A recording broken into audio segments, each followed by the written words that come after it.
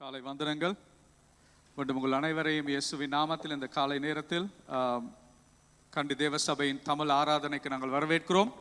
உங்களுக்கு தெரியும், இந்த காலத்தில் கத்தோலிக்க சபையில் சொல்லுவார்கள், இது தவக்காலம் என்று சொல்லுவார்கள்.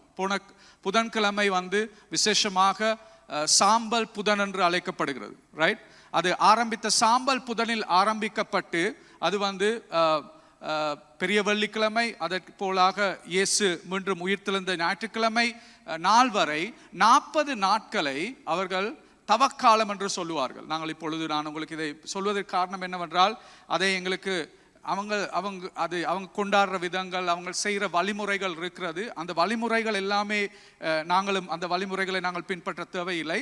ஆனால் இந்த 40 நாட்களில் எங்களுக்கு முடியும் சபை என்ற விதத்தில் இயேசுவின் வாழ்க்கையை தியானிப்பதற்கு இது ஒரு நல்ல காலம். இயேசுவின் வாழ்க்கையை தியானிப்பதற்கு இது ஒரு நல்ல காலமாக இருக்கிறது. அந்த இயேசுவின் வாழ்க்கையை தியானிப்பதற்காக நான் இந்த வருகிற 7 ஞாயிற்றுக்கிழமை இயேசுவை தெரிந்து கொள்ளுதல், இயேசுவை அறிந்து கொள்ளுதல் என்ற தலைப்பில் ஒரு பிரசங்க தொடரை இன்று ஆரம்பிக்கிறேன். எங்களுடைய நோக்கம் என்னவென்றால், இந்த 7 கிழமை இயேசுவை நாங்கள் இன்னும் அறிந்து கொள்ள வேண்டும், இன்னும் இயேசுவை தெரிந்து கொள்ள வேண்டும், இயேசுவின் வாழ்க்கையை நாங்கள் தியானிக்க வேண்டும் என்பதே எங்களுடைய நோக்கமாக இருக்கிறது. நான் உங்களிடம் கேட்டுக்கொள்கிறேன், இந்த நாட்களில் உங்களுக்கு முடியுமானால் நீங்கள் ஆண்டவருடைய வார்த்தையை வாசிக்கும் பொழுது நற்செய்தி புத்தகங்களை எடுத்து வாசிக்க முடியும். மத்தேயு, மாற்கு, லூக்கா புத்தகம் அல்லது யோகான் புத்தகங்களை வாசிக்க முடியும். எங்களுடைய அடுத்த 7 கிழமை பிரசங்கம் வரப்போவது லூக்கா புத்தகத்தில் இருந்து. லூக்கா புத்தகத்தை மையமாக வைத்து நாங்கள் அதிலிருந்து 7 பிரசங்கங்களை இயேசுவின் வாழ்க்கையை குறித்து நாங்கள் பார்க்க போகிறோம். அதன் முதல் பிரசங்கம் இன்று ஆரம்பிக்கிறது. அப்ப எங்களுடைய தலைப்பு இயேசுவை அறிந்து கொள்ளுதல் தான் எங்களுடைய பிரதான தலைப்பாக இருக்கிறது. அந்த தலைப்பின் ஊடாக இன்று நான் உங்களுக்கு பேச போகிற காரியம் என்னவென்றால், வேத வசனத்துடன், தேவனுடைய வார்த்தையுடன் சோதனையை மேற்கொள்ளல். வேத வசனத்துடன் அல்லது தேவ வார்த்தையுடன் எப்படி சோதனையை மேற்கொள்வது என்பதை குறித்து நாங்கள் இயேசுவிடமிருந்து கற்றுக்கொள்ள போகிறோம். வேற யாரிடமிடம் இல்லை, இயேசுவிடமிருந்து கற்றுக்கொள்ள போகிறோம். ரைட், அதான் எங்களுடைய பிரதான நோக்கமாக இருக்கிறது இன்றைய நாளில். அதற்கு அந்த இடத்துக்கு வருவதற்கு, அதை குறித்து பேசுவதற்கு முன்பதாக நான் உங்களுக்கு சொல்ல வேண்டிய விஷயம் என்னவென்றால், இந்த காலகட்டத்தில் நான் உங்களிடம் கேட்டுக்கொள்கிறேன், ஏழுமான விதத்தில் உங்களுக்கு விட்டு கொடுக்க விட முடிய காரியங்கள் இருந்தால் சில காரியங்களை விட்டு ஆண்டவருக்கு முதலிடத்தை கொடுங்கள், இயேசுவுக்கு முதலிடத்தை கொடுங்கள், இயேசுவை அறிந்து கொள்வதற்கு முதலிடங்களை கொடுங்கள். ரைட், சில நேரம் உங்களுக்கு இந்த நாட்களில் உபவாசம் செய்யலாம். ரைட், கிழமைக்கு 1 நாள், கிழமைக்கு 2 நாள் எடுத்து உபவாசத்துக்கு போகலாம். அப்படி இல்லாவிட்டால் டிவி பார்க்கறது 40 நாளைக்கு விட்டு விடலாம். அதே பெரிய ஒரு காரியம். டிவி பார்க்குறத நிப்பாட்டுங்க, 40 நாளைக்கு. நான் உங்களுக்கு சொல்லலை இதை செய்ய சொல்லி, ஆனால் உங்களுக்கு ஒரு ஐடியா ஒன்று கொடுக்குறேன். என்ன நீங்கள் செய்ய முடியுமோ அதை நீங்கள் செய்யுங்க. ஆனால் உங்களோட வாழ்க்கையில் சில காரியங்களை விட்டு அந்த நேரத்தை எடுத்து, இதுதான் முக்கியம், நல்லா கேட்டுக்கொள்ளுங்க. இப்போ உபவாசம் செஞ்சு வேலை இல்லை, சும்மா உபவாசம் செஞ்சுட்டு வேலை இல்லை. உபவாசம் செய்கிறேன்டா அந்த நேரத்தை எடுத்து நான் இயேசுவோடு அந்த நேரத்தை நான் செலவழிக்கணும். டிவி பார்க்காம இருந்து வேலை இல்லை, டிவி பார்க்காம இருக்கிற நேரத்தை எடுத்து நான் ஆண்டோட வார்த்தைக்கு போடணும். அப்பதான் அதுல ஒரு பிரயோசனம் இருக்கு. நான் சொல்றது உங்களுக்கு விளங்குதா? அதாவது நாங்கள் சில வேளை நிற்கிறது என்னண்டா, ஏதாவது விட்டுக்கிட்டா ரைட், அப்ப அதுதான் நான் கொடுக்குற விஷயம், ஆண்டவர் சந்தோஷப்படுவார். இல்லை, ஆண்டவர் உங்களுக்கு சந்தோஷப்படுத்துறதுக்கு நீங்க இதை ஒன்றும் செய்ய தேவையில்லை. அவர் உங்களோட ஏற்கனவே சந்தோஷமா தான் இருக்கிறார். நீங்க அவங்களோட புள்ள, அப்போ அவர் உங்களோட சந்தோஷமா தான் இருக்கிறார். ஆனால் நீங்கள் இதை செய்யறதுக்கு காரணம் என்னண்டா, அவரோட கிட்ட நெருங்கணும். அதான் அவங்களோட முக்கிய நோக்கம் தானே. அவரோட நான் கிட்ட நெருங்கணும், என் ஆண்டவரோடு நான் கிட்ட நெருங்கணும்டா ஒன்றை செய்யாம விடுறது ஒரு விஷயம், அதுக்கு பதிலாக இன்னொன்று நாங்கள் செய்யணும். ரைட், அப்போ உபவாசம் இருக்கிறது மாத்திரம் பத்தாது. உபவாசம் இருக்கிறண்டா அந்த லஞ்ச் டைமா இருக்கலாம், நீங்க பகல் சாப்பாடு, உணவு சாப்பாடு, இரவு உணவு சாப்பாடா இருக்கலாம், காலை உணவு சாப்பாடா இருக்கலாம். அந்த நேரத்தை, அந்த 1 மணி நேரத்தை ஆண்டவரோட செலவழிங்க. அதான் அப்பதான் நீங்க ஆண்டவரோட கிட்டி சேருவீங்க. ரைட், டிவி பார்க்காம இருக்கிறது நல்ல விஷயம், ஆனால் டிவி பார்க்காத நேரத்தை ஆண்டவர்கிட்ட கொடுங்க. ரைட், அந்த மாதிரி ஏதாவது ஒரு விதத்தில் ஆண்டவரை கிட்டி நெருங்கிறதுக்கு நீங்கள் ஏதாவது அவரோட நேரத்தை செலவழிப்பதற்கு செய்வதுதான் முக்கியமாக இருக்கிறது. இன்றைய நாங்கள் பார்க்க போகிற ஆண்டவருடைய வார்த்தை லூக்கா 4ஆம் அதிகாரம், லூக்கா 4ஆம் அதிகாரம் 1-13 வருது. லூக்கு 4, 1-13. நாங்கள் முதல்ல வாசிப்போம் அந்த பகுதியை, அதுக்கு பின்பதாக நாங்கள் அதுக்குள்ள நாங்கள் செல்ல போகிறோம். இயேசு பரிசுத்த ஆவியினாலே நிறைந்தவராய் யோர்தானை விட்டு திரும்பி ஆவியானவராலே வனாந்தரத்துக்கு கொண்டு போகப்பட்டு 40 நாள் பிசாசினால் சோதிக்கப்பட்டார். அந்த நாட்களில் அவர் ஒன்றும் புசியாதிருந்தார். அந்த நாட்கள் முடிந்த பின்பு அவருக்கு பசி உண்டாயிற்று. அப்பொழுது பிசாசு அவரை நோக்கி, நீர் தேவனுடைய குமாரனேயானால் இந்த கல் அப்பமாகும்படி சொல்லும் என்றான். அவர் பிரதியுத்தரமாக, மனுஷன் அப்பத்தினாலே மாத்திரமல்ல, தேவனுடைய ஒவ்வொரு வார்த்தையினாலும் பிழைப்பான் என்று எழுதியிருக்கிறதே என்றார். பின்பு பிசாசு அவரை உயர்ந்த மலையின் மேல் கொண்டு போய் உலகத்தின் சகல ராஜ்யங்களையும் ஒரு நிமிஷத்திலே அவருக்கு காண்பித்து, இவைகள் எல்லாவற்றின் மேலும் உள்ள அதிகாரத்தையும் இவைகளின் மகிமையையும் உமக்கு தருவேன். இவைகள் எனக்கு ஒப்புக்கொடுக்கப்பட்டிருக்கிறது. எனக்கு இஷ்டமானவனுக்கு இவைகளை கொடுக்கிறேன். நீர் என்னை பணிந்து கொண்டால் எல்லாம் உம்முடையதாகும் என்று சொன்னான். இயேசு அவனுக்கு பிரதியுத்தரமாக, எனக்கு பின்னாக போ சாத்தானே, உன் தேவனாகிய கர்த்தரை பணிந்து கொண்டு அவர் ஒருவருக்கே ஆராதனை செய்வாயாக என்று எழுதியிருக்கிறதே என்றார்.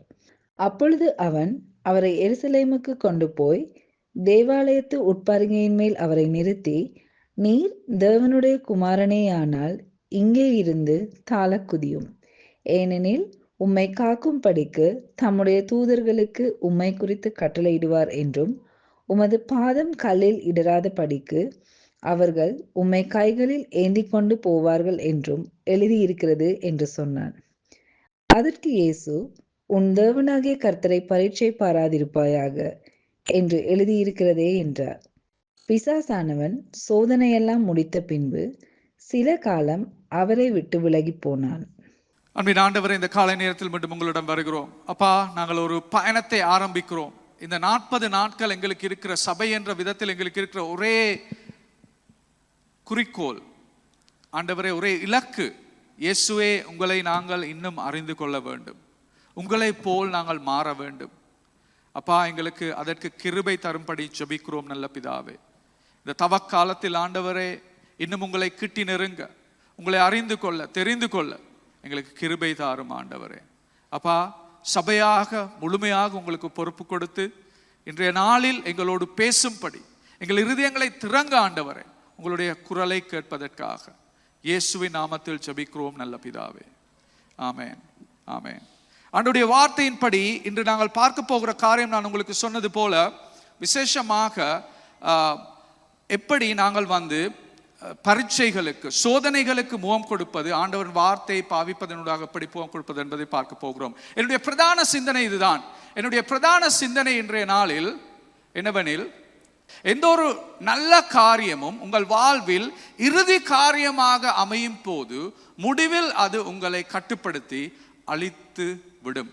எந்த ஒரு நல்ல காரியமும் உங்கள் வாழ்க்கையில் இறுதி காரியமாக, ultimate thing, any good thing becomes ultimate thing, what it does is, it basically, it will destroy you, it will control and it will destroy you. எந்த ஒரு நல்ல காரியம் உங்கள் வாழ்க்கையில் இறுதி காரியமாக அமையும் போது முடிவில் அது உங்களை கட்டுப்படுத்தி அழித்து விடும். அதுதான் நாங்கள் பார்க்க போகிறோம் இன்றைய நாளில். அதுதான் இன்றைக்கு எங்களுடைய முக்கியமான சிந்தனையாக இருக்கிறது. ரைட்? உங்களுக்கு தெரியும், இது ஒரு மிக பிரசித்தப்பட்ட ஒரு ஆண்டுடைய வார்த்தை பகுதி. இந்த லூக்கா 4ஆம் அதிகாரம் ஒரு பிரசித்தமான ஒரு பகுதியாக காணப்படுகிறது. இயேசுவை வனாந்திரத்துக்கு செல்ல கொண்டு போகிற ஒரு சந்தர்ப்பமாக இருக்கிறது. ஆரம்பத்தில் நான் இதை சொல்ல விரும்புகிறேன். லூக்கு 4:1 ஆரம்பிப்பதே பரிசுத்த ஆவியானவர் இயேசுவை வனாந்திரத்துக்கு கொண்டு செல்கிறார் என்று. இப்போ இது கொஞ்சம் யோசிக்க வேண்டிய விஷயம். நீங்க பரிசுத்த ஆவியிட்ட பல விஷயங்களை நீங்க எதிர்பார்க்குறீங்க தானே, பரிசுத்த ஆவி உங்களோட வாழ்க்கையில செய்யணும் என்று. எத்தனை பேர் பரிசுத்த ஆவி உங்களை வனாந்திரத்துக்கு கொண்டு செல்லணும்னு நீங்க எதிர்பார்க்குறீங்க? அப்படி எதிர்பார்க்க மாட்டீங்க தானே? ஆனா பரிசுத்த ஆவி எங்களை சில நேரங்களில் எங்கள் வாழ்க்கைகளில் எங்களை இயேசுவுக்குள் இன்னுமே உறுதிப்படுத்துவதற்காக, எங்கள் வாழ்க்கையில் இன்னுமே இயேசுவை போல் மாறுவதற்காக எங்களை வனாந்திரத்துக்கு கொண்டு செல்லுகிற நேரங்கள் இருக்கிறது.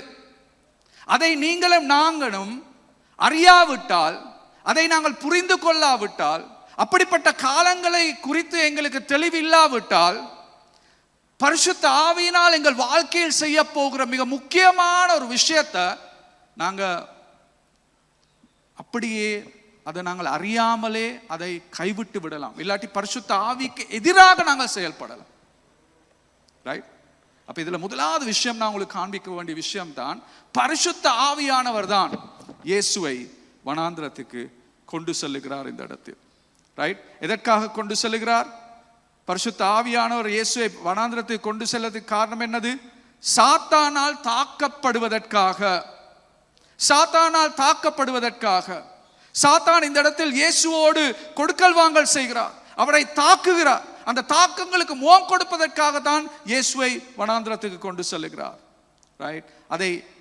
அவர் அதுக்கு இயேசு எப்படி முகம் கொடுத்தார்? ஆண்டவரின் வார்த்தையின் ஊடாக அவர் முகம் கொடுத்தார். அவர் திரும்பி திரும்பி ஆண்டவர் வார்த்தையை பாவிப்பதன் ஊடாக சாத்தானுக்கு எதிராக அவருக்கு முகம் கொடுக்கக்கூடியதாக இருந்தது. இதன் ஊடாக எங்களுக்கு நடைமுறையில் நாங்கள் எவ்வாறு சாத்தான் எங்கள் வாழ்க்கைகளுக்கு தாக்கம் செலுத்துகிற பொழுது, அப்படி இல்லாத எங்களை தாங்கள் தாக்கப்படுகிற பொழுது, நாங்களும் அந்த வனாந்திர பாதையில் செல்லுகிற நேரங்களில் எவ்வாறு நாங்கள் எங்கள் வாழ்க்கைகளுக்கு முகம் கொடுக்க வேண்டும் என்று இயேசுவின் வாழ்க்கையினூடாக எங்களுக்கு கண்டு கொள்ளக்கூடியதாக இருக்கிறது. அதனால் 3 விடயங்களை குறித்து உங்களுக்கு நான் பேச விரும்புகிறேன் இந்த பகுதியிலிருந்து. 3 விடயங்கள்.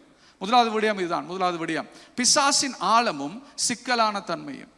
பிசாசு பிடித்த ஒரு நபர் என்று சொல்லும் பொழுது உங்களுக்கு தலையில வர்றது என்னது? பிசாசு பிடித்த ஒரு நபர் என்று சொல்லிக்குள்ள தலையில வர்றது என்னது? எங்கேயாவது ஒரு ஆராதனையில், அப்படி இல்லாத எங்கேயாவது ஒரு போதகர் பொண்ணு இடத்துல அவர் ஜபிச்சுட்டு இருக்கக்குள்ள இருந்தா போல ஒரு ஆள் உருவெடுத்து அவர் கத்தி குளறி நிலத்துல விழுந்து அங்காலங்கால ஆடி செயல்படைக்குள்ள அவரை பிடிச்சு ஆண்டவருக்குள்ள இருக்கிற பிசாசை விரட்டி எப்படியாவது விரட்டுறது தானே உங்களோட மனதுக்கு வருது. நான் சொல்றேன் சரியா? வேற ஏதாவது உங்களுக்கு வருது உங்களோட தலையில? இல்லை தானே? அதாவது எங்களை போன்ற சபைகளில் பிசாசு பிடித்த ஒரு நபர் என்று சொன்னா இதுதான் எங்களுக்கு இருக்கிற சித்திரம், இதுதான் நாங்கள் காண்கிற விஷயம். இது கங்கால எங்களுக்கு ஒன்றுமே காண முடியாது, இதை மாத்திரம் தான் எங்களுக்கு காணக்கூடியதா இருக்குது. அதை தான் நான் அன்றைக்கு உங்களுக்கு சொல்றேன். முதலாவது விஷயம் என்னண்டா, பிசாசின் ஆழமும் சிக்கலான தன்மையும் என்று சொல்றதுக்கு காரணம் என்னண்டா, பிசாசு பிடிச்ச எல்லா நபர்களும் அப்படி கத்தி குளறவர்கள் அல்ல. பிசாசு செயல்படுகிற ஒவ்வொரு நபர்களும் அப்படி கத்தி குளற நபர்கள் அல்ல. இன்று நான் உங்களுக்கு காட்ட போகிறேன் எப்படி ஒரு விதமான வெளிவிதமான ஒரு சயின்ஸ் அடையாளங்களும் இல்லாமல் பிசாசினால் செயல்படுத்தப்படுகிற நபர்கள் எங்களுக்குள் இருக்கிறார்கள். நான் உங்களுக்கு இன்றைக்கு சொல்ல போகிறேன், எங்கள் சபையில் கூட சபை காரியங்களை நிறுத்துவது, வெளியிலிருந்து ஒரு பிசாசு உள்ளுக்கு வந்து எங்களுக்கு செயல்பட முடியாது.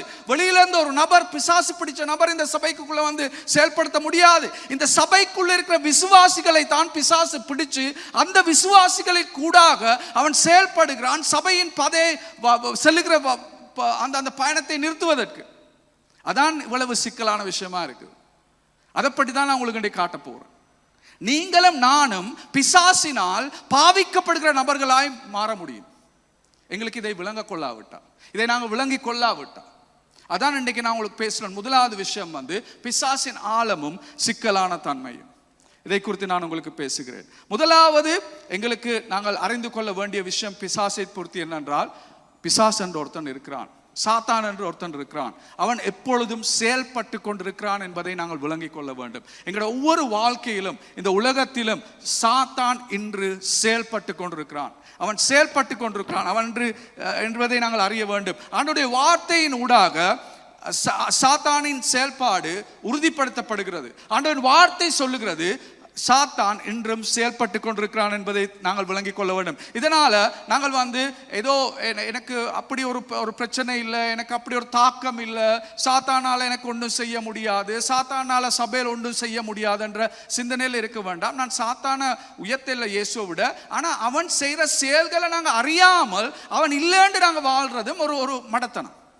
ரைட்? அவன் கட்டாயமாக அவன் செயல்பட்டு கொண்டிருக்கிறான், எங்களை சுத்தி செயல்பட்டு கொண்டிருக்கிறான். நீங்க ஆண்டவருக்காக ஒரு பயணம் செல்ல ஆரம்பித்த நேரத்தில் இருந்து நீங்க வந்து சாத்தாண்ட ஒரு டார்கெட்.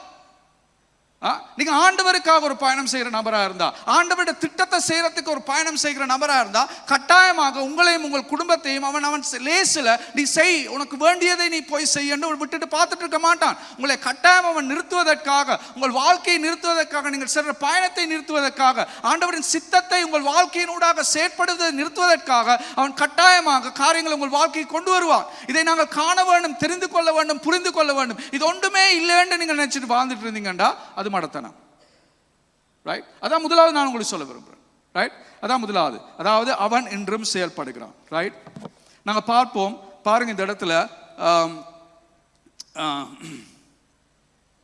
இந்த இந்த இந்த நாங்கள் இயேசுவுக்கு கொண்டு வந்த இந்த பரீட்சைகளை, இந்த சோதனைகளை நாங்கள் கொஞ்சத்தில் எடுத்து பார்ப்போம். இந்த ஒவ்வொரு சோதனைகளை நீங்கள் எடுத்து பார்த்தீங்கன்னா, சாத்தான் வந்து இயேசுவுக்கு எதிராக வந்து நீ கட்டாயம் எனக்கு கீழ்ப்படிஞ்சு தான் ஆகணும், ஒன்று கொண்டு செயல்பட்டு ஒரு போர் மாதிரி சண்டை பிடிக்கல இயேசுவோட.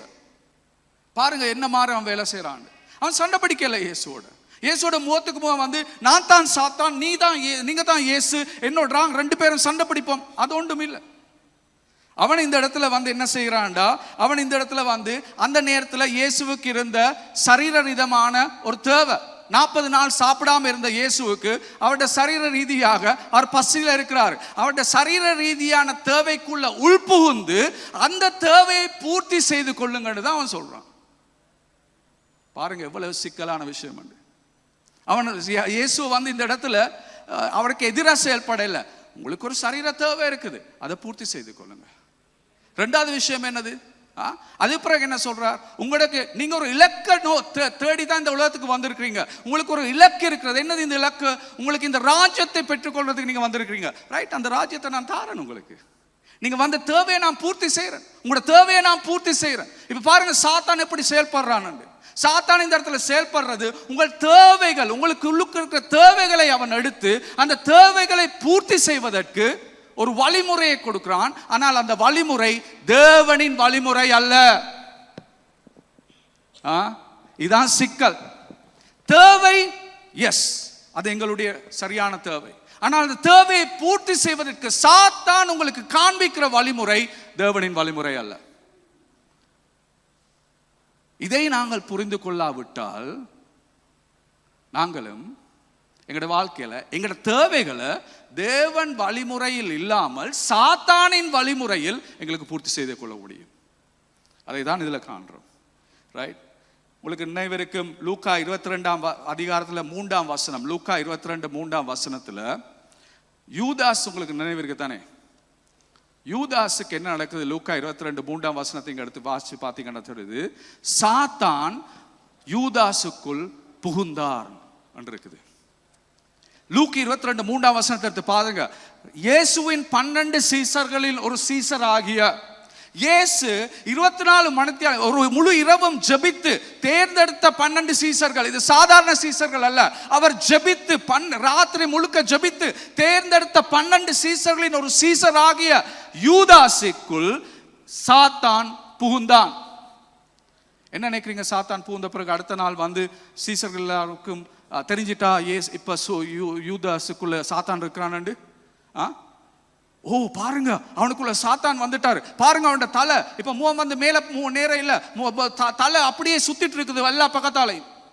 பாருங்க அவன் என்ன செய்யறான், விழுந்து புரண்டு கொண்டு இருக்கிறான். இந்த பாருங்க சாத்தான் அவனுக்குள்ள செயல்பட்டு கொண்டிருக்கிறான். இது எல்லாத்தையும் கண்டாங்களா அவங்களோட சீசர்கள்? ஒன்றுமே காண இல்லை.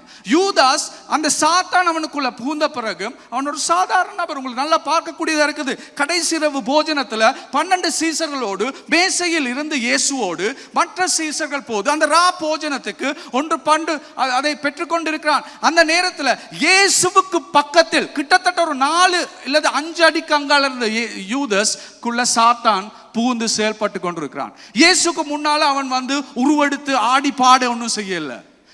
இயேசுக்கு முன்னால மற்ற சீசர்கள் மாறி நல்லா அமர்ந்து 2 அடி 3 அடி தூரத்துக்கு அங்கால நல்லா அமர்ந்து இயேசு உடைச்சு கொடுத்த அப்பத்தை எடுத்து இயேசு கொடுத்த அந்த திராட்சை ரசத்தையும் எடுத்து அதே மேசையில கடைசி இரவு போஜனத்துல பங்கு கொள்றான். ஆனா யூதாஸுக்குள்ள யார் இருக்கிறான்?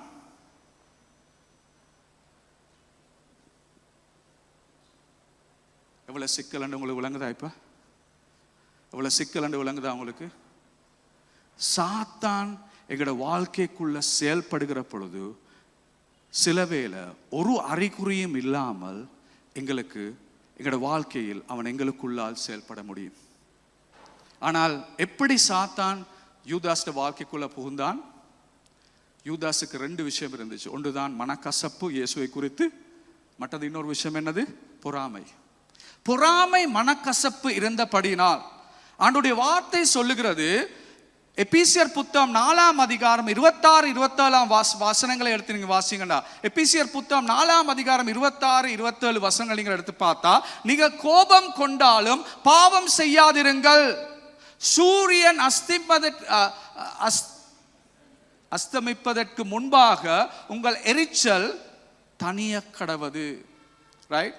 நீங்கள் கோபப்பட்டாலும் பாவம் செய்ய வேண்டாம். அதாவது ஒரு நாள் சூரியன் வந்து மறைவதற்கு முன்பதாக நீங்கள் மன்னிப்பு கொடுங்கள். மன்னிப்பு கொடுக்காவிட்டால் என்ன நடக்கும்? மனக்கசப்பு வந்துவிடும். மனக்கசப்பு வந்தா என்ன நடக்கும்? மனக்கசப்பு வந்தா 24 வசனம் தான் நடக்கும். மனக்கசப்பு வந்தா நீங்க பிசாசுக்கு இடத்தை கொடுக்குறீங்க. இங்கிலீஷ் பைபிள்ல சொல்லுது, don't give a foothold to the Satan. ஃபுட்ஹோல் என்று சொன்னா, ஒரு கதவை நீங்க வந்து யாராவது நீங்க வந்து ஒரு வழியில ஒரு நபர் வந்து தெரியாத ஒரு நபர் வந்து தட்டினோன்னு கதவை திறக்கிறீங்க தானே, திறந்துட்டு பார்த்தாண்டா அவர் தெரியாட்டி நீங்க என்ன செய்வீங்க? கதவை மூடிடுவீங்க தானே உடனடியா. நீங்க கதவை மூடைக்குள்ள அவர் என்ன செய்யறாருண்டா, அவருடைய பெரும் விரலை அவர் கதவுக்கு 2-3 இடத்துல வச்சிருவாரு. பெரும் விரலை வச்சண்டா நீங்க கதவை கணக்க மூடிட்டீங்க. 98% கதவு மூடப்பட்டுட்டு 2% கதவு இன்னும் மூடப்படல, கதவு இன்னும் லாக் பண்ணப்பட இல்லை. ஆனா நீங்க பார்த்துட்டு ஐயோ இது பிரச்சனை இல்லை தானே, கதவு கணக்க மூடியாச்சு தானே விட்டு நீங்க வீட்டுக்குள்ள போனீங்கண்டா, அந்த ஒரு விரல் போட்ட நபர் அந்த விரலோட நிற்க மாட்டான், காலையும் போட்டு உடம்பையும் போட்டு அந்த வீட்டுக்குள்ள வந்து தான் நிப்பாட்டுவான். சாத்தானுக்கு ஒரு அப்படிப்பட்ட இடத்தை கொடுக்க வேண்டாம் என்று தான் ஆண்டவருடைய வார்த்தை சொல்லுகிறது. ஏனென்றால் நீங்கள் சாத்தானுக்கு அப்படிப்பட்ட ஒரு இடத்தை கொடுத்தால் உங்கள் வாழ்க்கைக்குள் வந்து உங்களுக்குள்ளாக அவன் செயல்பட போகிறான். உங்களோட வாழ்க்கையும் இல்லாமல் ஆக்கி மற்றோட வாழ்க்கைகளையும் இல்லாமக்கலாக. இதான் சிக்கல். ரைட்? இந்த சிக்கலை புரிந்து கொள்ளாமல் தான் நாங்கள் இன்று கணர் வாழ்ந்து கொண்டிருக்கிறோம்.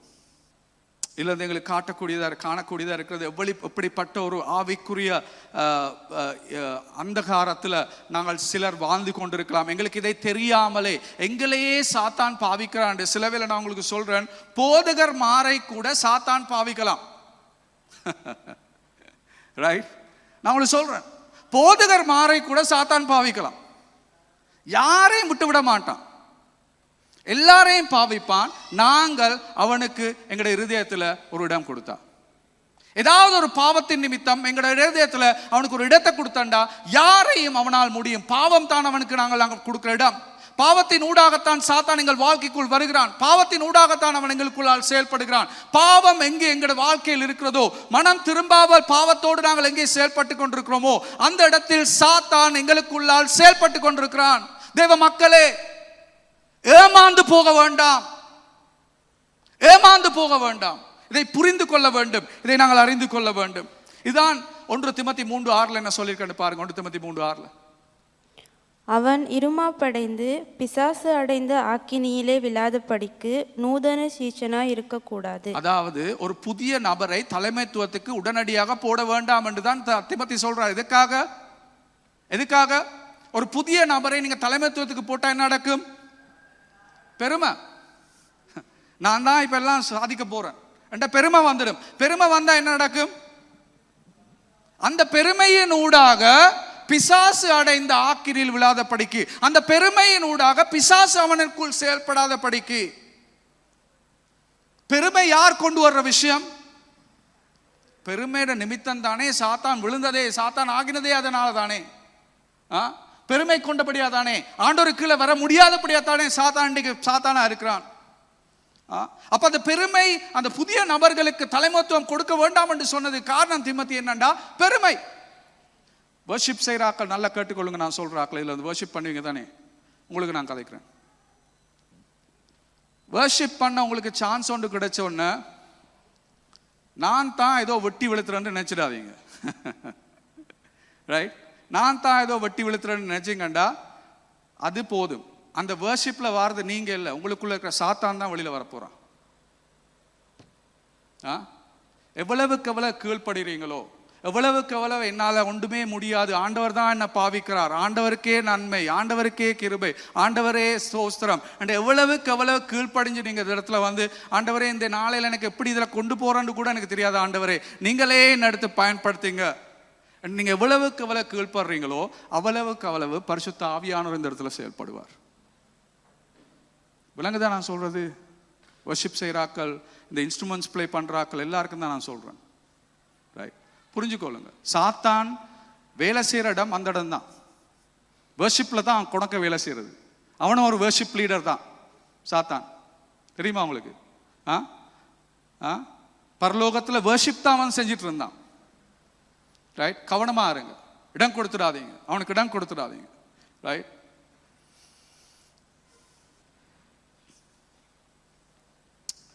ஸோ ஆண்டோட வார்த்தை சொல்லுது, இந்த உலகத்துல 3 காரியங்கள் இருக்கிறது. உலகம், எங்களுடைய மாம்சம், அதே மாதிரி சாத்தான். உலகம், எங்களுடைய மாம்சம், சாத்தான் என்று 3 காரியம் இருக்கிறது. உலகம் என்ற என்ன, அது அர்த்தம் என்னண்டா, உலகம் என்றா வெளியில இருக்கிற மக்கள் உங்களுக்கு எதிராக செய்கிற பாவங்கள். நல்லா கேட்டுக்கொள்ளுங்க. வெளியில இருக்கிற மக்கள் உங்களுக்கு எதிராக செய்கிற பாவங்கள், அந்த சமுதாயத்தில் இருக்கிற மக்கள் உங்களுக்கு எதிராக செய்கிற பாவங்கள் தான் உலகம். அதே போல உலகத்துல பல முறைகள் இருக்கு, அமைப்புகள் இருக்கு, சிஸ்டம்ஸ் இருக்குது. அந்த சிஸ்டம்ஸ் வந்து சாத்தானால் கண்ட்ரோல் படுகிற, கட்டுப்படுத்தப்படுகிற காரியங்களா இருக்குது. இலங்கை எடுத்து பார்த்தீங்கன்னா, எங்களோட இலங்கை வரலாற்றை எடுத்து பார்த்தா, தமிழாக்கள் சிங்களாக்களுக்கு இடையில ஏற்பட்டிருக்கிற அந்த யுத்தத்தின் நிமித்தம் அழிக்கப்பட்ட மக்கள், அந்த அந்த அந்த முழு போர், அந்த எல்லாமே இதுக்கு பின்னால யார் இருக்கிறது? நீங்க நினைக்கிறீங்களா இது வந்து 2 இனத்துக்கு இடையில இருக்கிற ஒரு சாதாரண பிரச்சனையாண்டு? இல்ல, இது வந்து சாத்தான் வந்து இந்த தேசத்தை ஒழிப்பதற்காக, அழிப்பதற்காக அவன் கொண்டு வந்த ஒரு திட்டம். அவனோட திட்டத்தின்படி அவன் இந்த நாட்டுக்கு கொண்டு வந்து மக்களை அழிச்சு, அந்த மக்களுக்கு இருக்கிற, இன்றைக்கு கூட யுத்தம் நின்று இருக்கலாம், ஆனால் அந்த அமைப்பு இன்னுமே இன்று செயல்பட்டு கொண்டு தான் இருக்கிறது. சில இருதயங்களுக்கு உள்ளுக்குள்ள இன்னுமே வெறுப்பு, கசப்பு, மற்ற இனத்தை குறித்து ஒரு ஒரு ஒரு பொறாமை, கோபம் அவர்களுக்குள் இருந்து கொண்டுதான் இருக்கிறது. கண் இன்றைக்கு நின்றுட்டுது, துவக்கு இன்றைக்கு நின்றுட்டுது. துவக்கு நின்றதுக்கு அமைப்பு இன்னும் முடியலை, சாத்தாண்ட செயல்பாடு இன்னும் முடியலை, சாத்தாண்ட கிரியை இன்றைக்கு நிப்பாடப்படையில. இது எல்லாமே நாங்கள் அறிஞ்சு கொள்ளணும். இதுக்கு பின்னால இருக்கிறது சாத்தானின் செயல். அப்ப சமுதாயத்திலிருந்து எங்களுக்கு எதிராக பாவம் செய்யப்படலாம். அதுதான் உலகம் என்று ஆண்டோட வார்த்தையில சொல்லுது. மற்றபடி மாம்சம் என்ற அர்த்தம் என்ன? ஆண்டோட வார்த்தையின்படி மாம்சம் என்ற அர்த்தம் என்ன?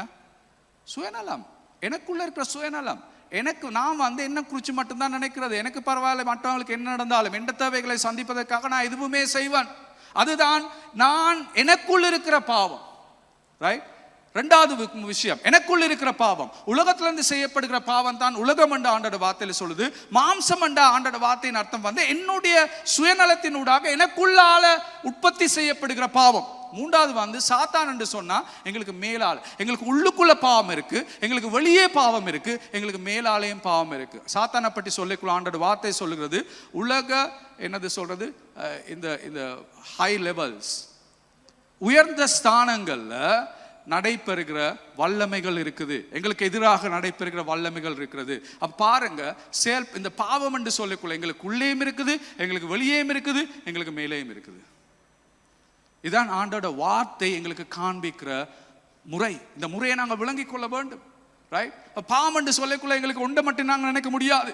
இது எல்லா இடத்தாலும் நடைபெறுகிற காரியங்களா இருக்கிறது. இந்த படைகள் எங்களுக்கு எதிராக செயல்பட்டு கொண்டிருக்கிறது. இதான் நான் சொன்னேன், இது வந்து ஒரு சிக்கலான விஷயம். சாத்தானின் செயல், பிசாசின் செயல் ஒரு சிக்கலான, ஒரு ஆழமான விஷயமா இருக்குது. மேலாக நாங்கள் எடுத்து சாத்தான் என்று சொல்லிட்டா இது ஒரு சின்ன ஒரு லேசான விடயம் எங்களுக்கு எடுக்கலாது. இது ஆழமான, இது ஒரு சிக்கலான விடயமா இருக்குது.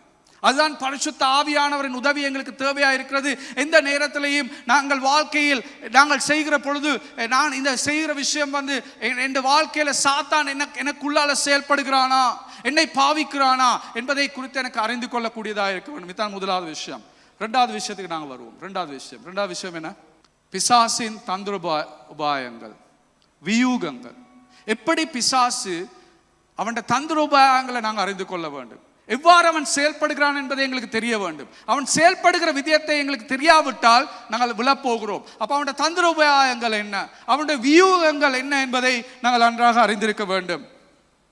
எப்படி அவன் உங்கள் வாழ்க்கையை குழப்புகிறான், எப்படி அவன் உங்கள் வாழ்க்கையை வீழ்த்துகிறான், எப்படி அவன் உங்கள் வாழ்க்கையை உடைத்து அழித்து போடுகிறான், எப்படி இதெல்லாம் நடக்கிறது, எப்படி சாத்தானின் வல்லமை கிரியைகள் இந்த உலகத்தில் நடைபெறுவது என்பதை குறித்து எங்களுக்கு விளங்கிக் கொள்ள வேண்டும். அதுக்கு முதலாவது விஷயம் தான் அவனுடைய தந்திரோபாயங்கள். அவனுடைய தந்திரோபாயங்கள் ஒன்றும் பாவிக்கிறான், ஒரு வியூகத்தை பாவிக்கிறான், அதே போல் 2 ஆயுதங்களை பாவிக்கிறான். நான் உங்களுக்கு காண்பிக்க போகிறேன் இந்த வார்த்தையினூடாக, இந்த 12 வசனங்களில் 13 வசனங்களூடாக அவன் பாவிக்கிற தந்திரோபாயம் என்னது, அதே போல் அவன் பாவிக்கிற ஆயுதங்கள் 2ஐயும் உங்களுக்கு நான் காட்ட போகிறேன். முதல்ல நான் தந்திரோபாயத்தை காட்டுறேன். முதலாவது அவனுடைய முக்கியமான வியூகம் அல்லது பிரதான தந்திரபாயம் ரைட் என்னன்னு நீங்க கேட்டீங்கன்னா, அதுதான் நல்ல விடயங்களை அவன் வந்து முன்னுக்கு போங்க, ஒரு ஸ்லைட் முன்னால போங்க தம்பி, ப்ரீவியஸ் ஸ்லைட். நல்ல விடயங்களை திருப்பப்படுத்தல். இதுல நான் என்ன சொல்றேன்டா, அதாவது இதுல அர்த்தம் என்னன்னு நாங்கள் சொல்ல வரேன்டா, இதுல நான் உங்களுக்கு சொல்ற விஷயம் தான், அவன் வந்து he will take the good things and he will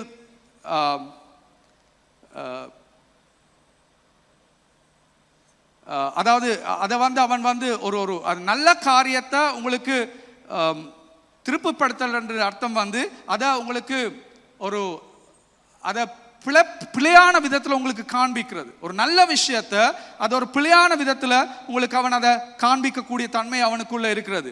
right right. So நாங்கள் பார்ப்போம் என்னென்றது நான் உங்களுக்கு காண்பிக்கிறேன். என்னென்று நான் உங்களுக்கு காண்பிக்கிறேன். இப்போ இயேசுவை வந்து அவன் வந்து பரீட்சை செய்யும் பொழுது, சோதனை செய்யும் பொழுது இயேசுக்கு வந்து அவன் சொல்லல 10 கட்டளையில் ஒரு கட்டளை உடைக்கும்படி இயேசுக்கு சொல்லல. பாருங்க அவன் எப்படி பரீட்சை செய்யறான். 10 கட்டளை ஒரு கட்டளை உடைக்க சொன்னா இயேசு செய்வாரா? இயேசு செய்ய மாட்டார். அவருக்கு தெரியும் 10 கட்டளை என்னன்னு. ரைட். இப்போ நான் உங்களுக்கு சொல்றேன், விசுவாசிகள் என்ற விதத்தில் 10 கட்டளையில் ஒரு கட்டளையை உடைச்சா எங்களுக்கு தெரியும் நாங்கள் உடைச்சிட்டோம்.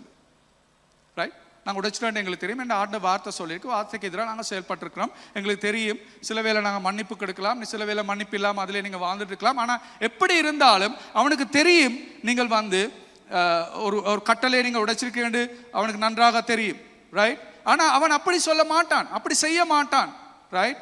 அதாவது அவன் வந்து உங்களுக்கு சொல்ல மாட்டான் தீமைகளை செய்யுங்க, பிழையானதை செய்ய சொல்லி அவன் செய்ய மாட்டான். அவன் என்ன இதுல இயேசுக்கு செய்கிறான் என்று நீங்க எடுத்து பாருங்க. இயேசுக்கு என்ன செய்யறான்டா, இயேசுக்கு வந்து நல்ல காரியங்களை எடுத்து அவருக்கு முன்னால கொண்டு வந்து அந்த நல்ல காரியங்களை பிழையான விதத்துல பெற்றுக்கொள்ளுங்கள் என்று தான் சொல்றான். நல்லா விளங்கி கொள்ளுங்க. இயேசுக்கு வந்து நல்ல காரியங்களை மேல கொண்டு வந்து நல்ல காரியங்களை கொண்டு வந்து இதை பெற்றுக்கொள்ளுங்க. ஆனா இதை பெற்றுக்கொள்ளும் பொழுது ஆண்டவருக்கு எதிரான விதத்தில் இதை பெற்றுக்கொள்ளுங்கள். ஆதாம் ஏவாள நினைவு இருக்குதா? தோட்டத்தை நினைவு இருக்கா? தோட்டத்துல சாத்தான் வந்து என்ன செஞ்சான்? ஏவாளோடு கதைச்சு என்ன சொன்னான்? ஆண்டவர் எதை செய்ய வேண்டாம் என்று சொன்னாரோ அதை செய்ய வைப்பதற்காக அதை எப்படி அவன் செய்ய வச்சான்? ஆண்டவர் அப்படி சொல்லியிருக்கிறாரா? சாப்பிட வேண்டாம்னு சொன்னாரா? ஆனா நீங்க அதை சாப்பிட்டா தானே ஆண்டவரை மாதிரி மாறுவீங்க. சாத்தான் செயல்படுற விதம் உங்களுக்குள்ள ஒரு சந்தேகத்தை ஏற்படுத்தி, இப்படியா அவர் சொன்னாரு அப்படியா அவர் சொன்னாருன்னு உங்களுக்கு ஒரு சந்தேகத்தை ஏற்படுத்தி, இது நல்ல ஒரு விஷயம், இதை உங்களுக்கு பெற்றுக்கொண்டா உங்களுக்கு எவ்வளவு நன்மைகள் இருக்கு, நீங்க ஆண்டவரை போல மாறிடலாம். நன்மைகளை கொண்டு வந்து நன்மைகளை காண்பிச்சு காட்டி இதை செய்யுங்காண்டு செய்ய வைக்கிறது தான் சாத்தான் செய்கிறது. அதே மாதிரி தான் இயேசுவோட அவன் கொடுக்கல் வாங்கல் செய்கிறான். நன்மையான காரியத்தை எடுத்து, அந்த நன்மையான காரியம் என்ன? நன்மையான காரியம் இயேசுக்கு பசி ஒரு பிழையான விஷயம் இல்லை. 40 நாட்கள் தண்ணி கூட குடிக்காமல் உபவாசம் இருந்து அவர் முகம் கொடுத்த இயேசு பசியில் இருக்கிறார். பசி ஒரு பிழையான காரியம் இல்லை. ஆனால் பசியை பாவிக்கிறார். இதற்காக அவர் என்ன சொல்றாருண்டா, இப்ப இந்த கல்லை நீங்க என்ன செய்யுங்க, பானாக மாத்துங்க, ரொட்டியாக மாத்துங்க, மாத்தினீங்கண்டா உங்களுக்கு இது போதும். அவ்வளவுதான் அவன் சொல்றான். ரெண்டாவது என்ன சொல்றான், இந்த உலகத்தில் இருக்கிற எல்லாமே நீங்க இந்த உலகத்தை பெற்றுக்கொள்ளத்தானே வந்தீங்க, இந்த உலகத்துக்கு ராஜாவாகத்தானே வந்தீங்க. நாங்கள் எல்லாருமே ராஜாவாக்குறதுக்கு இந்த உலகத்தில் எங்களை ஆண்டவர் கொண்டு வரலான இயேசுவுக்கு இந்த உலகத்தை ஆளுவதற்காக இயேசுவை கொண்டு வந்தார். நீங்க ஆளுவதற்காக தானே வந்தீங்க. அப்ப ஆளுவதற்காக வந்த எல்லாத்தையுமே நான் உங்களுக்கு தாரேன், நீங்க ஆளுங்க.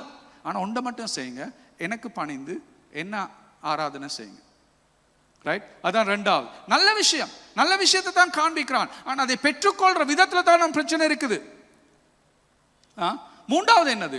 ஆண்டவரிடம் பாதுகாப்பை எதிர்பார்ப்பது பிழையா? இல்ல.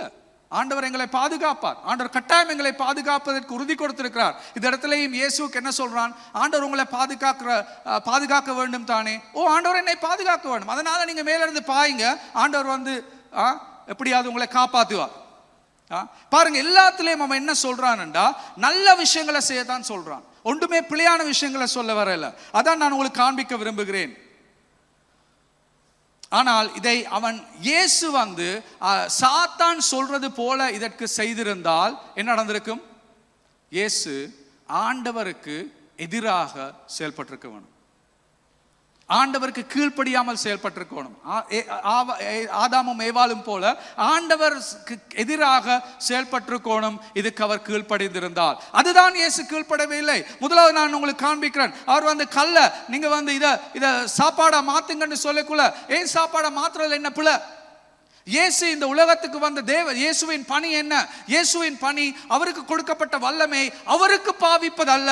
அவருக்கு கொடுக்கப்பட்ட வல்லமை மற்றவர்களை ஆசீர்வதிப்பதற்காக பாவிப்பதற்காகத்தான் ஆண்டவர் அவருக்கு வல்லமை கொடுத்திருக்கிறார். இயேசு கொடுக்கப்பட்ட வல்லமை அவருக்கு கொடுத்தது காரணம் மற்றவர்களது நன்மைக்காக பாவிப்பதற்கு. அவர் சொல்லுகிறார், நான் வந்தது சேவையை பெற்றுக்கொள்வதற்காக அல்ல, சேவை செய்வதற்காக. நான் வந்தது என்னுடைய தேவைகளை பூர்த்தி செய்வதற்காக அல்ல, மற்றவர்களுடைய தேவைகளை பூர்த்தி செய்வதற்காக. நான் வந்தது என்னுடைய வாழ்க்கையை மற்றவர்களுக்காக கொடுப்பதற்காக நான் வந்திருக்கிறேன். எனக்கு ஒன்றையும் பெற்றுக்கொள்ள நான் வரல. அப்ப இந்த இடத்துல சாத்தான் சொல்ற விஷயம் என்னன்னா, உங்களோட தேவையை நீங்க முதல்ல பூர்த்தி செய்து கொள்ளுங்க, மற்றவங்களோட தேவையை நீங்க பூர்த்தி செய்யறதுக்கு முதல்ல உங்களோட தேவையை நீங்க பூர்த்தி செய்து கொள்ளுங்க. ஆண்டவர் இன்னுமே இயேசு ஒரு ஊழியம் கூட ஆரம்பிக்க முதலாகவே அவர் சொல்லுகிறார், ஆண்டவரால் கொடுக்கப்பட்ட வல்லமை மற்றவர்களுக்கு பாவிக்கிறதுக்காக, தேவ பணிக்காக கொடுக்கப்பட்ட வல்லமை உங்களுக்காக பாவிங்க. ஆனா இயேசு, நாங்க பார்க்கிறோம், நீங்கள் எல்லா நற்செய்தி புத்தகங்களையும் வாசிச்சு பார்த்தீங்கன்னா, 4 நற்செய்தி புத்தகங்களை வாசிச்சு பார்த்தீங்கன்னா, ஒரு இடத்துலயாவது தன்னுடைய தேவையை பூர்த்தி செய்வதற்காக ஆண்டவருடைய வல்லமையை அவர் பாவிக்கல. நல்லா வாசிச்சு பாருங்க, ஒரு இடத்துலையுமே அவர் பாவிக்கல. இதே இடத்துல தான் அவர் சொல்றார், எனக்கு கொடுக்கப்பட்ட வல்லமை என்னுடைய தேவையை பாவிப்பதற்காக அது எனக்கு கொடுக்கப்படலை. அது கொடுக்கப்பட்டது காரணம் தேவ பணி, இயேசுவின் பணி. அந்த பணியை செய்து முடிப்பதற்காகவே எனக்கு இந்த வல்லமை கொடுக்கப்பட்டது. அதனால் தான் அவர் அந்த இடத்தில் அவர் வந்து அதற்கு எதிராக நிற்கிறார். இரண்டாவது விஷயம் என்னது? இந்த உலகம், இந்த ராஜ்யம், ஆண்டவர் இயேசு இந்த உலகத்துக்கு வந்தது காரணம் என்ன? இயேசு இந்த உலகத்துக்கு வந்தது காரணமே ராஜ்யத்தை பெற்றுக் கொடுவதற்காக தான். இந்த ராஜ்யத்தை ஆண்டவர் ராஜ்யத்தை நிரூபிப்பதற்காகவே இந்த உலகத்துக்கு வந்தார். அதுதான் அவர் வந்த காரணம். சாத்தான் சொல்லுகிறான், நீங்க வந்த காரணத்தை நான் உங்களுக்கு இப்ப தாரேன்.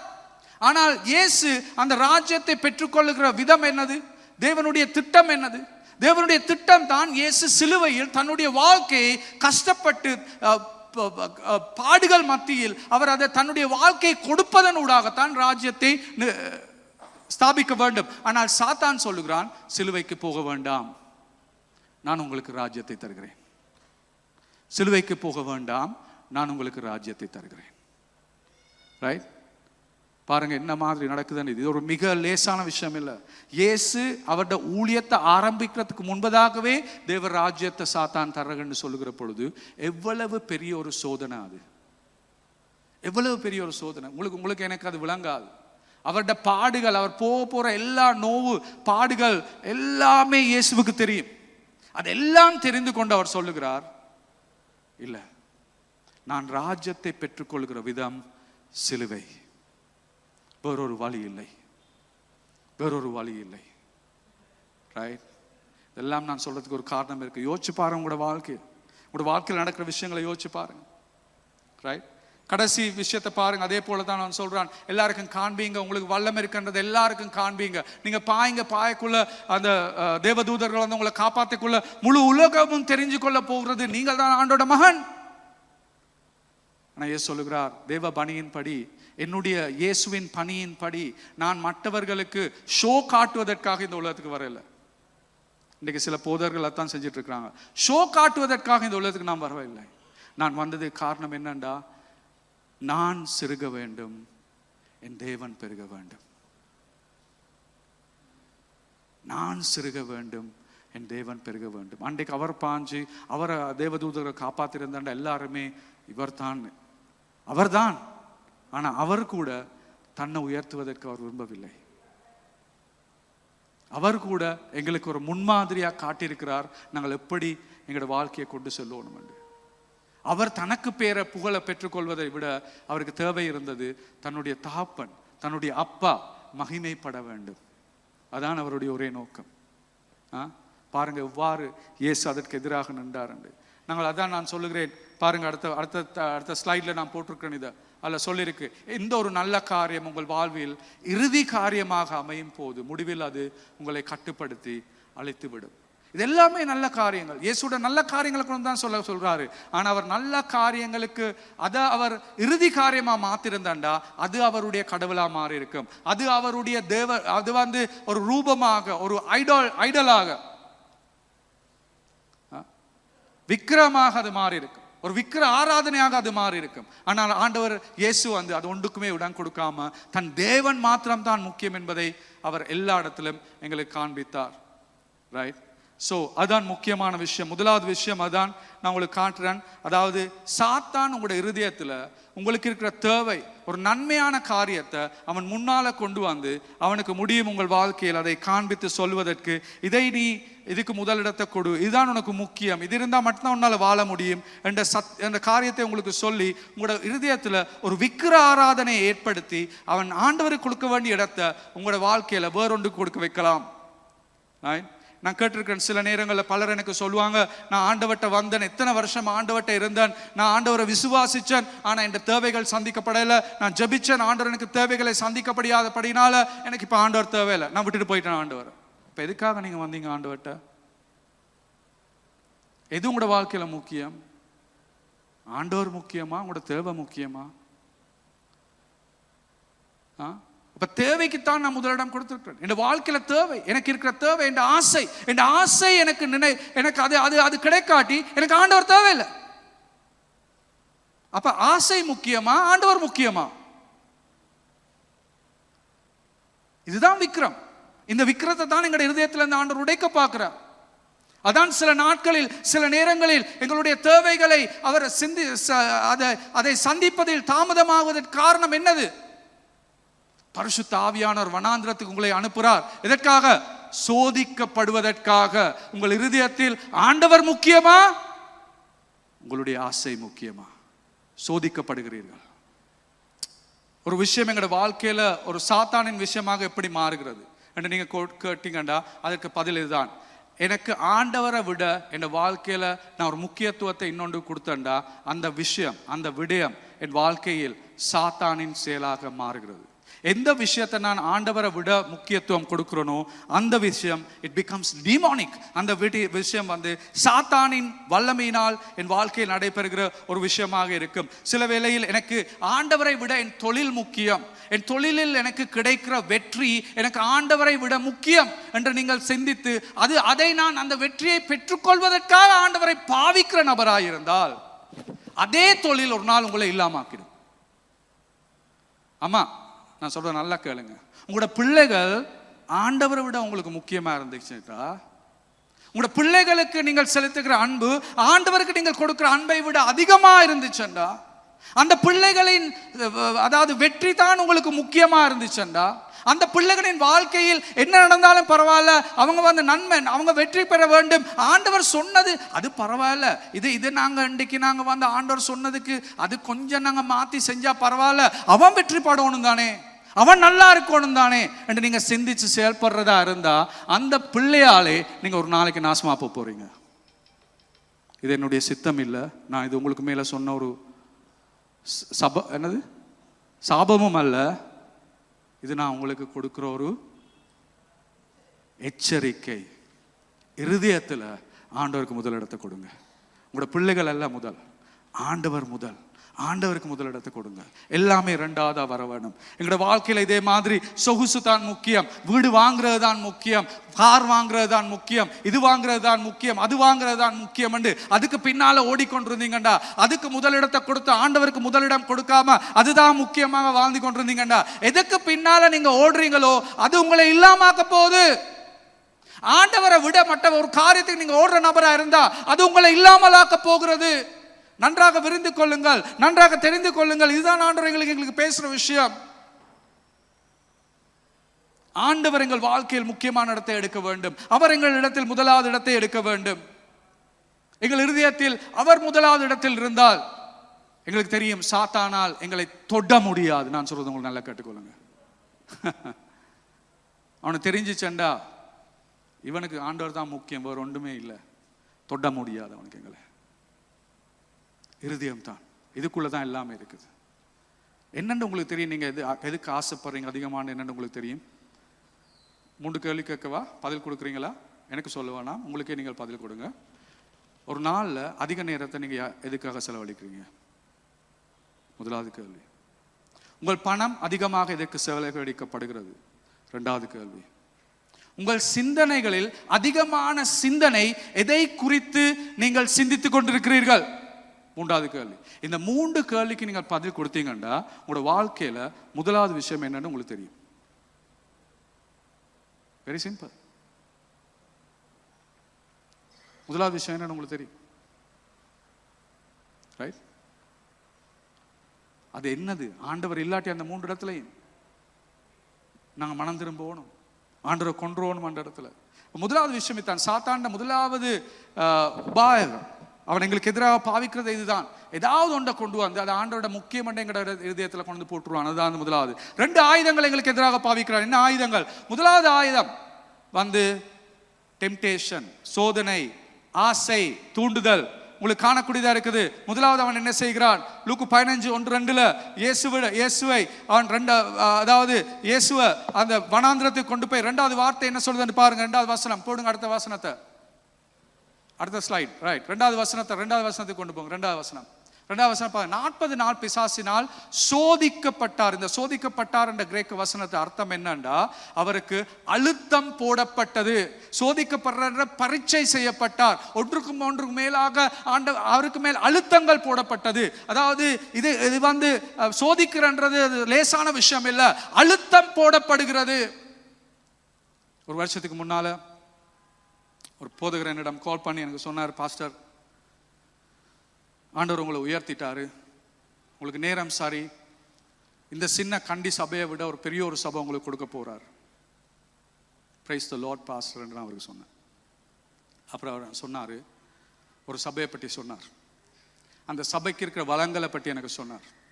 அந்த சபை 18 கிளைகள் இருக்கிற சபை என்று எனக்கு சொன்னார். எல்லாத்தையும் சொல்லிட்டு சொன்னார், பாஸ்டர், நான் நம்புறேன் ஆண்டவர் உங்களை அழைக்கிறார் அந்த சபைக்கு தலைமத்துவத்தை கொடுக்கறதுக்கு. அந்த தலைமத்துவமும் விருப்பம் உங்களை அதுக்கு பாரம் கொடுக்கறதுக்கு நீங்க வந்து அதை பாரம் எடுங்க பாஸ்டர் என்று சொன்னார். ஒரு வருஷத்துக்கு முன்னால, கணக்காலம் இல்லை.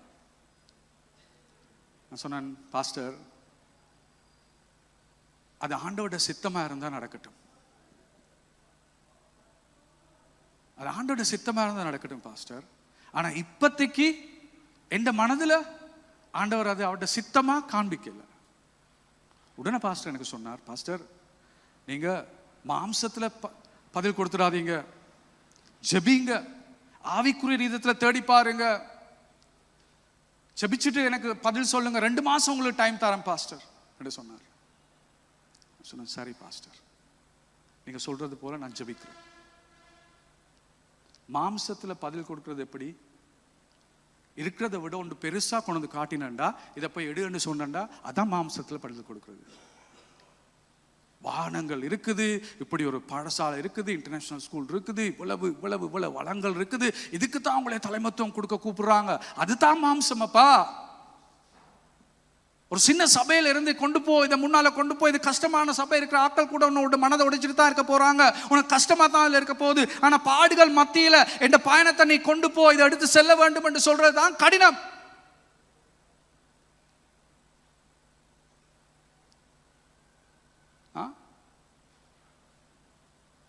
பாஸ்டர், இது ஆண்டவருடைய சேவை பாஸ்டர், அப்படி சொல்ல வேணாம்.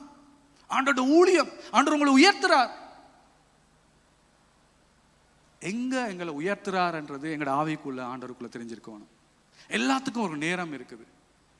ஆண்டவர் இப்பொழுது எங்களை ஒரு ஒரு கஷ்டமான பாதையில கொண்டு சொல்றதுக்கு காரணம் எங்களை ஆயத்தப்படுத்துறாரு. அந்த கஷ்டமான காலத்துல அதை நாங்க ஷார்ட் சர்க்கிட் பண்றேன்னு சொல்லுவோம். அதை நாங்க சின்னனாக்கிட்டு டக்கட்டு பாஞ்சு இன்னொரு ஆசீர்வாதத்தை எடுத்து கணக்காலம் போவாது. அது தெரிஞ்சிடும், அந்த ஆசீர்வாதம் இல்லை, ஒரு சாபம் தான். ஏன்? அது ஆண்டவருடைய குரல் அல்ல, அது சாத்தானின் குரல். நன்மையை தான் காட்டுறான், ஆனா நன்மையிலையும் ஆண்டவரின் குரலை கேட்டு தேர்ந்து கொள்வதற்கு எங்களுக்கு பக்குவம் இருக்கணும். தேவ மக்களை நான் சொல்றது கேட்டுக்கொள்ளுங்க நல்லா. உங்களுக்கு வருகிற எல்லா சந்தர்ப்பங்களும் ஆண்டவரால் துறக்கப்பட்ட கதவுகள் அல்ல. சோதனை தான் முதலாவது அவன் எங்களுக்கு கொண்டு வருது. முதலாவது எங்களை சோதிப்பான், எங்களுக்கு சோதிக்க பார்க்கிறான் எங்களை. இயேசுவை சோதிச்சான். உங்களுக்கு காணக்கூடியதா இருக்குது எப்படி இயேசு அவன் சோதிக்கிறான்.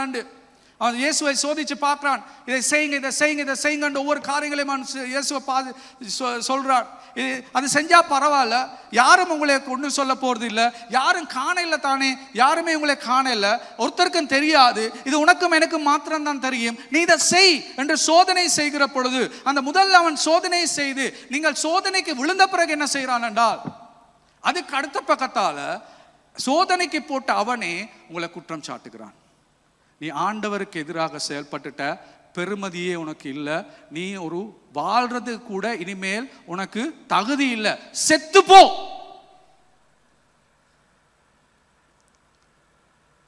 எழுநூறாம் 1700ஆம் ஆண்டுகள்ல தோமஸ் புரூக் என்ற ஒருவர் இருந்தார். அவர் சொன்னார், சாத்தான் இது அடிக்கிற 2 பாக்ஸிங் ஷாட்ஸ். ஒன்று சோதனை, அடுத்தது குற்றச்சாட்டு. சோதனையை கொண்டு செல்வான், நீங்க இதை செஞ்ச தன்னம்பிக்கை ஏற்படுத்துவான். நீ இதை செஞ்சா உனக்கு தான் நன்மை என்ற தன்னம்பிக்கையை உங்களை ஏற்படுத்தி சோதனைக்குள்ள விழுத்தாட்டின பிறகு அடுத்த குற்றச்சாட்டு. நீ பெருமதி இல்லை, ஆண்டவருக்கு எதிராக செயல்பட்டுட்ட, உன் வாழ்க்கையே சரி வராது, நீ இருக்கிறதுல பிரயோசனம் இல்லை, நீ செத்துப்போ. எத்தனையோ பேருக்கு விளங்குது நான் சொல்றது, ஏன்னா உங்களோட வாழ்க்கையில் இது நடந்திருக்குது. முதல்ல ஒரு ஷாட் சோதனை, அடுத்தது ஒரு ஷாட் என்னது குற்றச்சாட்டு. இந்த 2 தான் நாம் பாவிக்கிற ஆயுதங்கள். இதை நீங்க விளங்கி கொண்டீங்கண்டா கவனமா இருப்பீங்க. முதல்ல உங்களுக்கு கொண்டு சொல்லுவான், இதை செய், இதை செய், இதை செய், இதை செய், அல்ல பிள்ளையே இல்லை, இதுல பிள்ளையே இல்லை, யாரும் காணல தானே, அது பரவாயில்ல, இது ஒரு சின்ன விஷயம், இதெல்லாம் ஒன்றுமே நடக்க போறது இல்லை, இது யாருக்குமே தெரியாது. அப்பா பாஸ்டர் அவர் இந்த நாட்கள் சரியா பிஸியா இருக்கிறார், அவருக்கு ஒன்றுமே தெரியாது, நீ இதை செஞ்சிடு. அது பிறகு அவருக்கு போய் ஏதாவது மூடி மறைச்சு ஏதாவது எங்களுக்கு செஞ்சிடலாம். மூடி மறைச்சு கேள்விப்பட்டிருக்கீங்களா? சாத்தான் எப்பவுமே சொல்லுவான், மூடி மறைச்சு ஒன்று செய்யலாம். ரைட், செஞ்சிருங்க.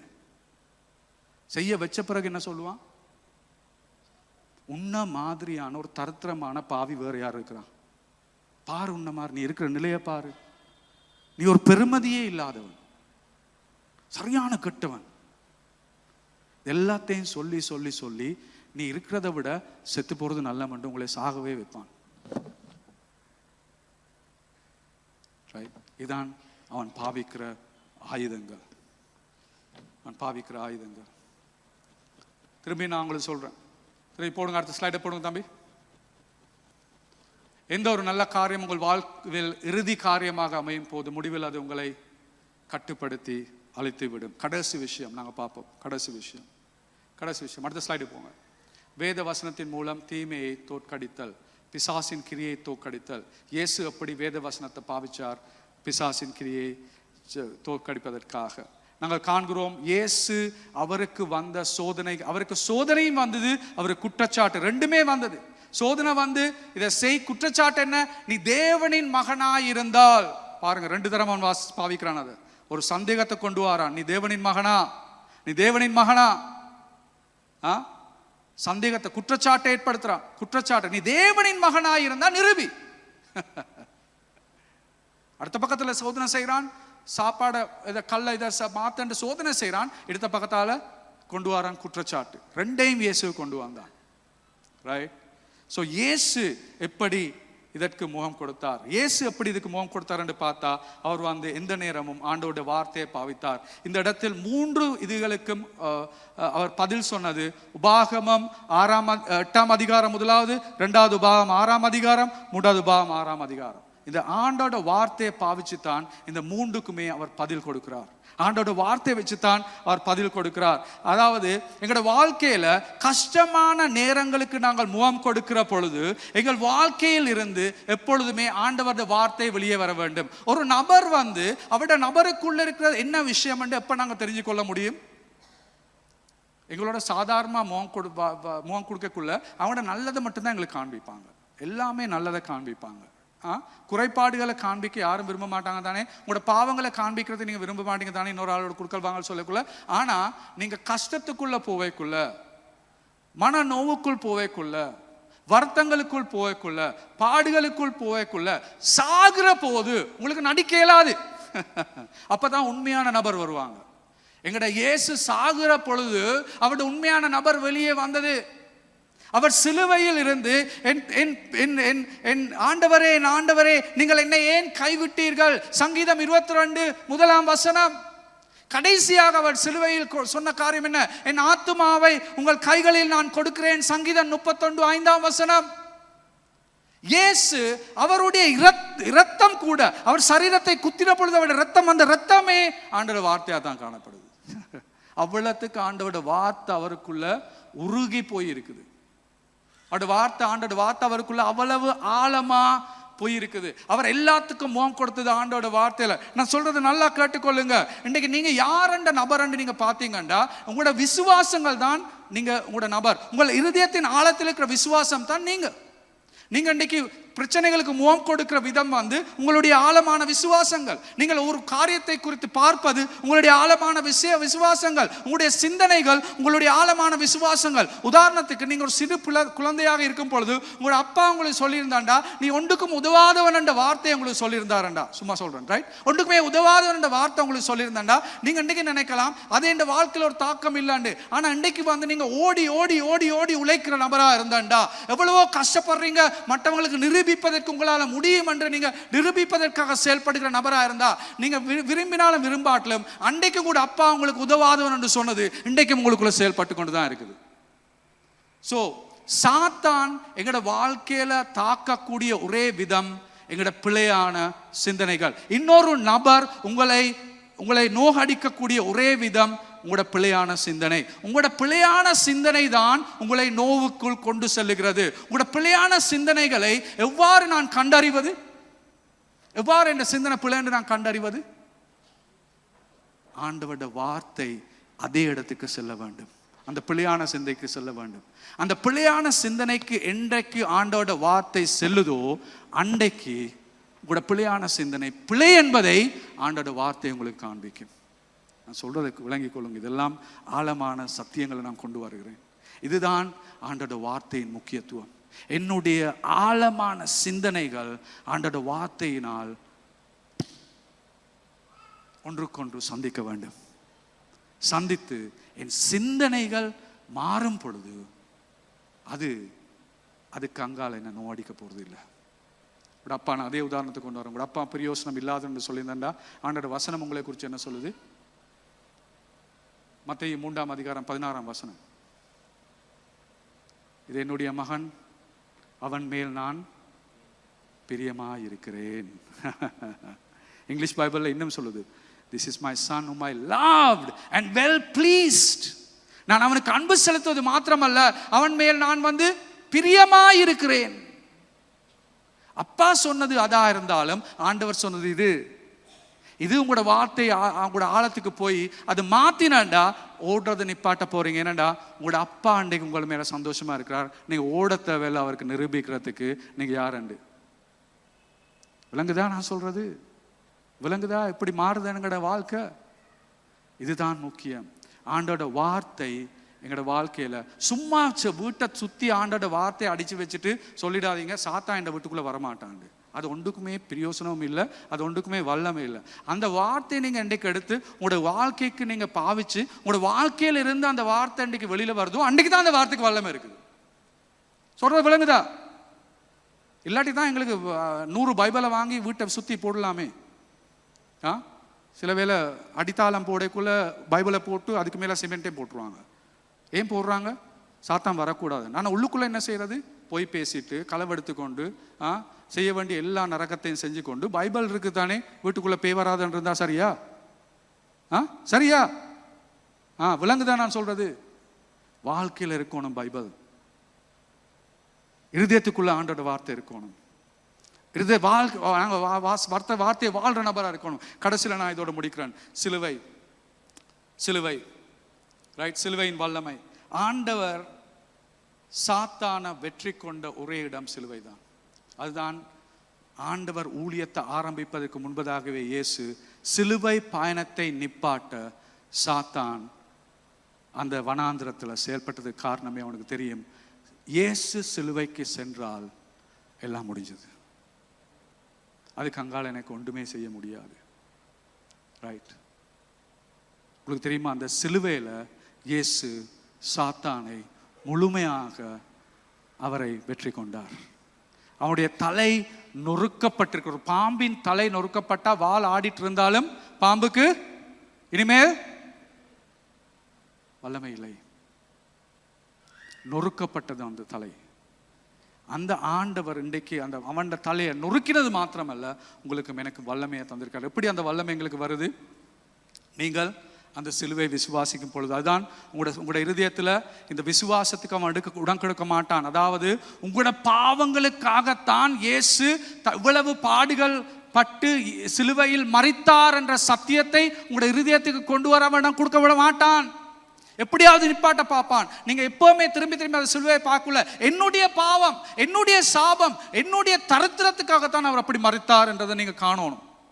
அதை நீங்க ஏற்றுக்கொள்ளாட்டி, அதை நீங்க புரிஞ்சு கொள்ளாட்டி, இயேசு எனக்காக மரித்தபடியினால் நான் பாவியா இருந்த இந்த பாவி இடத்தை அவர் எடுத்து அவர் பாவியாக மாறி, 2 கொரிந்தியர் 5:21, நான் பாவியாய், அதாவது பரிசுத்தமாக இருந்த இயேசு, அதாவது நீதிமானாகிய இயேசு எனக்காக தரித்திரமாகினார், தரித்திரமாகிய என்னை நீதிமானாக மாற்றுவதற்காக.